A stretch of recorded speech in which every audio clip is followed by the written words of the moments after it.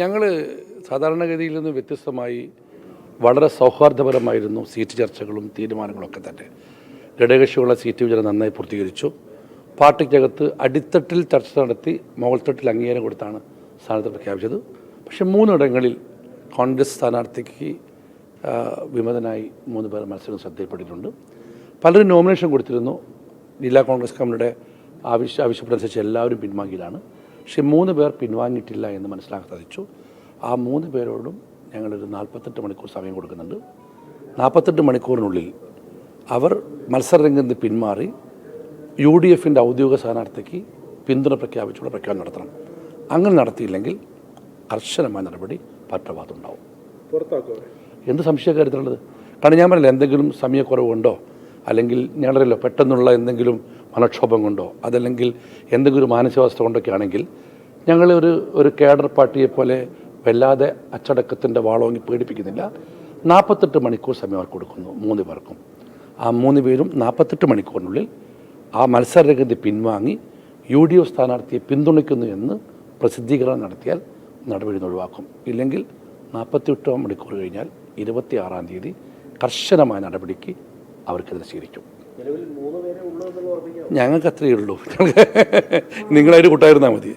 3 പേരും മാത്രമേ കിട്ടിയിട്ടുള്ളൂ. നോമിനേഷൻ കുറേ ഉണ്ടായിരുന്നു. അത് സ്വാഭാവികമല്ലേ. നോമിനേഷൻ പല കമ്മ്യൂണിക്കേഷൻ ഉണ്ടായിരുന്നു.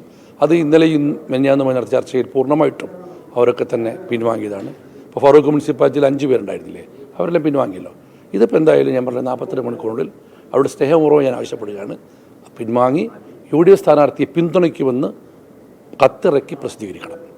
അത് കഴിഞ്ഞാൽ അങ്ങനെയാണെങ്കിൽ പാർട്ടി പൊരുത്തപ്പെടും. ഇല്ലെങ്കിൽ 26-ാം തീയതി കർശനമായ നടപടി പാർട്ടി സ്വീകരിക്കും. അതാ ഞാൻ പറഞ്ഞത്, നോമിനേഷൻ മുന്നറിയിപ്പല്ല, സ്നേഹപൂർവ്വമായുള്ള അറിയിപ്പാണ്. കാരണം എല്ലാവരും പാർട്ടിയോടൊപ്പം ഉണ്ടാവണം എന്നുള്ളതാണല്ലോ ഒരു പാർട്ടിയുടെ ഏറ്റവും വലിയ ആഗ്രഹം. ആ ആഗ്രഹം മനസ്സിൽ വെച്ചുകൊണ്ട് അവർക്ക് സ്നേഹപൂർവ്വമായ അറിയിപ്പാണ്. ഒരു പാർട്ടി നിലക്ക് പിടിച്ചു നിൽക്കുന്നതിനും തീരുമാനമെടുക്കുന്നതിനും അധികം വൈകാൻ പറ്റില്ല. 48 മണിക്കൂറിനുള്ളിൽ, അതായത് 26-ാം തീയതിക്കുള്ളിൽ അവർ പിൻവാങ്ങിയെന്ന് നോട്ടീസ് അടിച്ചിറക്കി പുറത്തിറക്കി UDF സ്ഥാനാർത്ഥിക്ക് വേണ്ടി രംഗത്തിറങ്ങാൻ തയ്യാറാവുക. അങ്ങനെയാണെങ്കിൽ നടപടി ഉണ്ടാവില്ല. ഇല്ലെങ്കിൽ 26-ാം തീയതി കർശന നടപടി അവർക്കെതിരെ പാർട്ടി സ്വീകരിക്കും. കാരശ്ശേരി, തിരുവമ്പാടി, പൂവാട്ടുപറമ്പ്. കാരശ്ശേരി പൂവാട്ടുപറമ്പ് ബ്ലോക്ക് ഡിവിഷനിലും തിരുവമ്പാടി ഗ്രാമപഞ്ചായത്തിലും.